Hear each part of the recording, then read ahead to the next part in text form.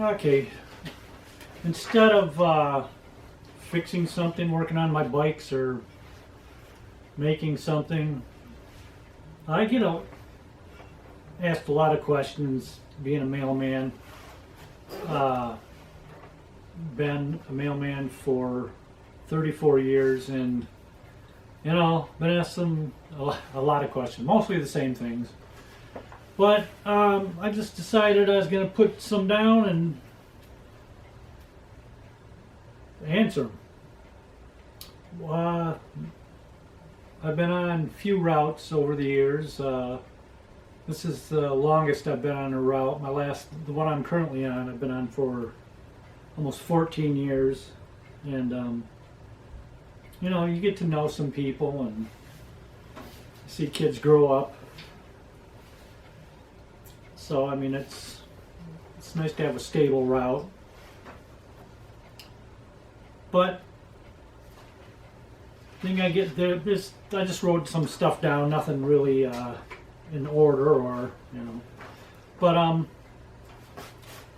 where is my mail? That is something I get asked a lot. I don't know where your mail is. Your mail's gone through processing centers, different states. Could go through 3 or 4 different processing centers within the same county to get before it gets to me. Could be coming, it's just, I don't know. It's a simple answer. Everything that comes to me that morning, I deliver. I don't know in the system where your stuff is, where your mail is. It'll get there. I've had someone recently, he sent something to his daughter at college about within 100 miles of my route, and she didn't get it. And he came out, and because initially he handed me the letter to go out, and so I put it where I put all my mail in my truck and dumped it at the end of the day into the big hamper, and gets taken away. But it turns out after about a month or so of him coming out asking me where it is, and I kept asking him, "Are you sure she lives there? Did you?" That turns out he had the wrong address, and it finally got sent back to him. So after him, thinking that I screwed up his mail, it's generally something like that. Or it could just be a lot of times because they go through a system and cameras read it and they spray a barcode on it. It might be the wrong barcode. It could be going from your town to somewhere within your town to somewhere in your town, and it ends up 10 states away. It means things like that happen. And then they'll send it back, and it takes longer. Okay. I have people that say they called whoever was sending something, and said I should get it today. They don't know when you're going to get it. You can call them, they'll say, I sent the letter on the 5th, and you should be getting it today or tomorrow. And I tell the people generally, when it finally gets here, it will get there, look on the postage. If it's canceled, it'll say a date, or if it's metered mail, with the red meter on the side, it'll have a date. Check the date. Usually it's the day you called them that they found, ooh, maybe I should get that out, and they sent it, or it's the day before or the day after. So they don't know. I couldn't tell you when you're going to get it from. I can give you a best guess. I've seen letters. I'm in Michigan. My mother-in-law, who's since passed away, lives in Arizona, and she we sent her something. She got it the next day when we didn't pay for Express. I've sent things 20 miles away, something from here I had to send about 20 miles away. It took 2 weeks to get there. It's a letter. So there is no standard. Usually, generally it takes, I'd say, 2 days to a week anywhere in the country for a letter. Packages are handled. A lot has changed in 34 years, let me tell you. But packages are handled with care, because that is our number one thing now. Letters, nobody writes letters. There's bills and there's junk mail. Okay, especially, and talking of, where is my package? People always ask me, where's the package? First thing I ask them, do you have a tracking number? 95%, if not more, of packages have tracking numbers on it. It's easy. You just you type in the tracking number, you go to UP. If it's from us, a lot of times they'll give me the number, and I know right away it's not our number. It's from UPS, FedEx, Amazon, and I tell them it's not our tracking number. I can't help you. I can tell you to go to those companies, their websites, put in the tracking number, it'll tell you where it is.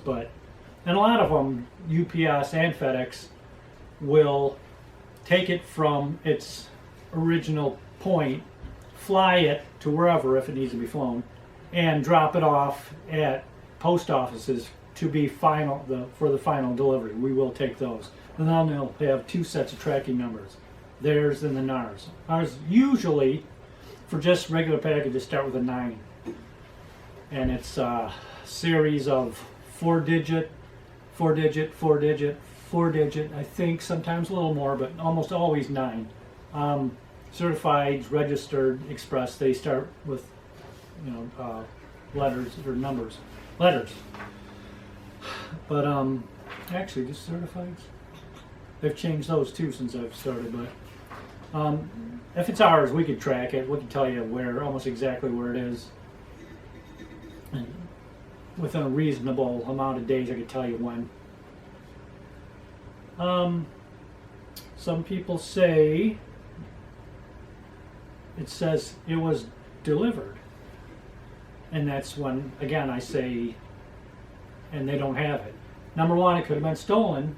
I live in a pretty nice place. We don't get very many reports of stolen packages, and our scanners will leave GPS signature of where we were when we scanned it, and it's in front of somebody's house or up on the porch. My route is a mounted route where I deliver from the truck. The box is on the street. I don't have to. 34 years, I don't have to walk anymore.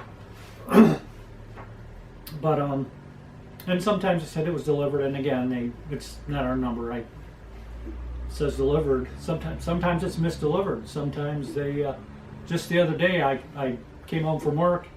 And there was a package on my porch from FedEx, and it was for 2 streets over. So I brought it. I delivered it myself after work. Brought it where it was supposed to go. UPS, nobody besides the post office can use your mailbox. If there is a package in there and you see it and it's from FedEx or whatever, just take it out, go in the house. If I find it, I'm going to bring it back to the post office, and we're going to make them pay postage on it. Which I'm going to go out of order here. Which reminds me, the flag on your box. If you have a mounted box, the flag is, most people know this. This is for people who have maybe just moved to a house that has a box on the street where I delivered out of the truck or somebody. The flag is not for you to put up and I put down to let you know I was there. If you have outgoing mail, you put it in your box, you put your flag up. If there's a flag up, I expect mail to be inside. I'll put the flag down, take your mail. If your flag's up and it's empty and you just wanted to know if I was there, it's rainy and you didn't want to go out a couple times to check to see if the mail came, I'm going to leave the flag up. And I've done that to people, and their mail stacks up because they think I haven't come all week. Well, I have. I just added to your bundle of mail and left the flag up. Because if you leave flags up and there's nothing in there, it really slows me down because I do differently. If I see a flag, I don't get the mail ready ahead of time because I know I'm going to have to grab mail out. And a lot of people do that now. They don't use collection boxes like they used to. There is a new thing. It's called informed delivery, where you can go on the internet and it'll show you exactly what's coming. It'll give you a picture of each piece. I had a lady, you have to sign up for that. I had a lady come out and say, oh, I'm expecting this real important check, and it says here that it's supposed to be here today, and you didn't deliver it today.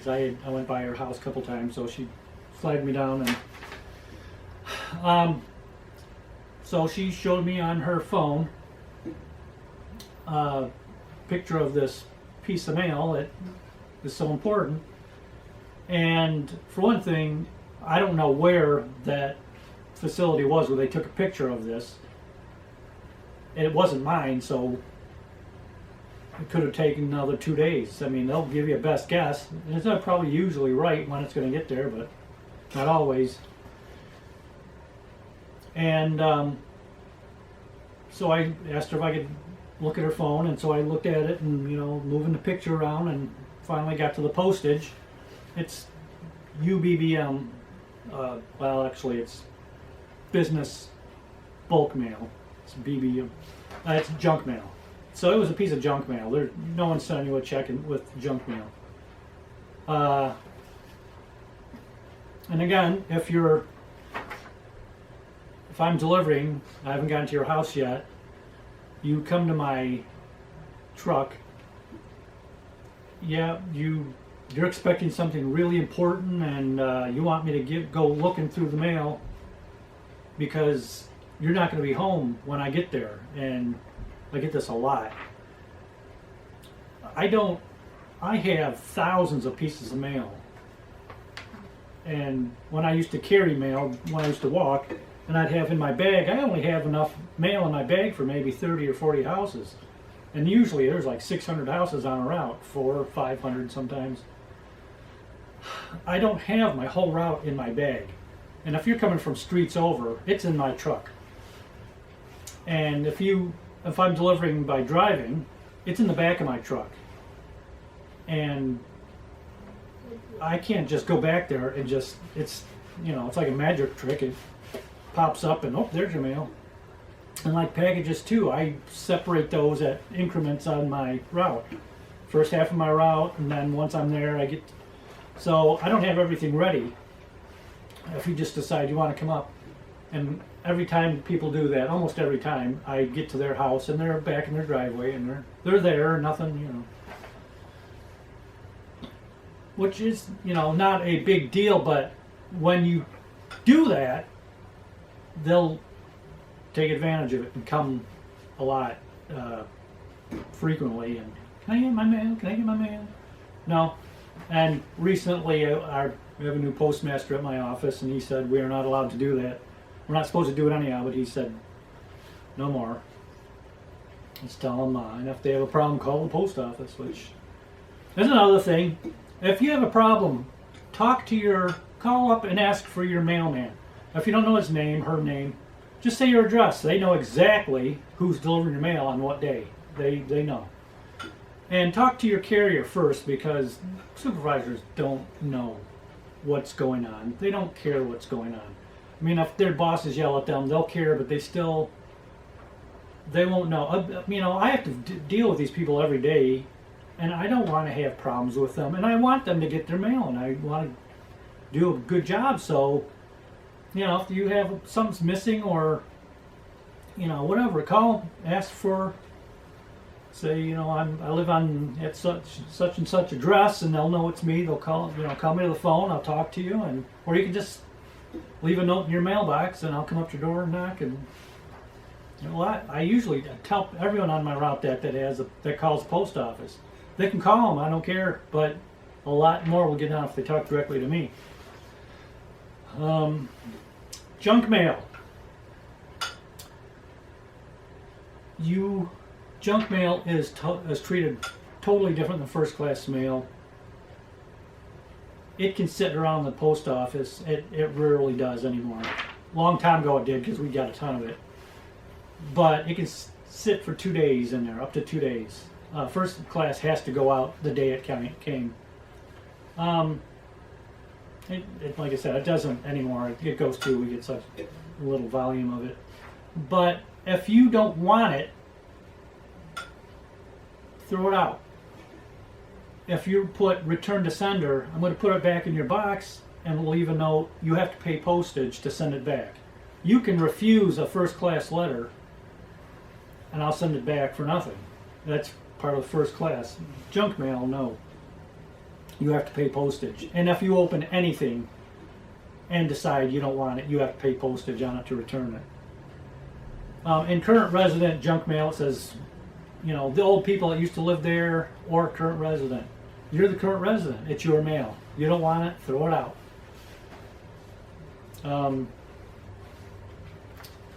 And forwards, which you want us to forward your mail. If it's individuals moving, put separate move cards. I don't even know if they do them by cards anymore. Some people do, but you can do it online too. Each individual person, if they're going to different addresses. If the whole family's going, put in a family. Once you put in a family, every name with that last name is going to that address. If you decide that Tommy's going to college, so he's going to go somewhere else, after you put in that, and you want his mail now to go to the college, but everything else, that family supersedes the individual, so his mail is going to go there, and they're just going to bump it out of the system. Once you put a family one in, all individuals with that last name is going to that address, all that mail. I get asked a lot when I go to the store or something after work and they see me in my uniform and they say, "Oh, you work for the post office, what do you do?" The only people that wear these uniforms are carriers. When I started, there was no uniforms for anyone else. Now, some of the clerks that work up front selling stamps, they have, I think, at least tops. I think they wear their own pants, but they have the tops, but they're clerk, like dark blue or something. But the only one that you're going to see with this uniform is a mail carrier. And rural carriers and highway carriers don't wear uniforms. You'll see them sometimes drive their own car. I live on a rural route and I'm in the middle of a city, so it's not a great big city. It's a suburb of Detroit. But she doesn't wear a uniform. She drives a vehicle, postal vehicle, but like highway people drive their own cars. Dogs. A lot of people, my dog doesn't bite.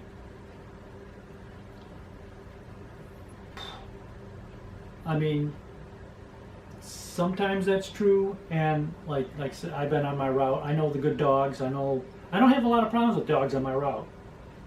But if there's a kid out, if your child is out in the front yard and your dog, unless that dog knows you really well, knows me, like I come around every day for years and they don't, I'm okay. But if they don't know me, and now there's a kid out, they will protect that kid and they'll come after me. It's happened. There's a lady, oh gosh, this is more than 30 years ago this happened. I was delivering to a house, I was walking, and she came to the door and saw me coming, opened it, dog came between her legs, she fell down, hit her head, knocked her out. Dog got me, it was a pit bull, and it shook my leg around like it was a stick. I mean, and I emptied a whole can of spray on that dog, emptied the can in that dog's face, and it only gave up because it was bored. And I'll never forget that. I still have scars on my knee where he grabbed me and just moved. But that dog didn't bite. Okay, I already did this. Snow, weather. This might surprise some people, but if I'm driving and delivering your mail, and it's a rainy, stormy day, chances are your mail won't be wet when I deliver it. It might get a little sprinkles on it. When I'm walking, delivering out of my bag, sometimes I remember delivering mail that it looked like wet noodles. It was just soaked and blah, and it was, you could barely, back then we used to, people used to send letters, so they, with the ink was running, I could barely tell.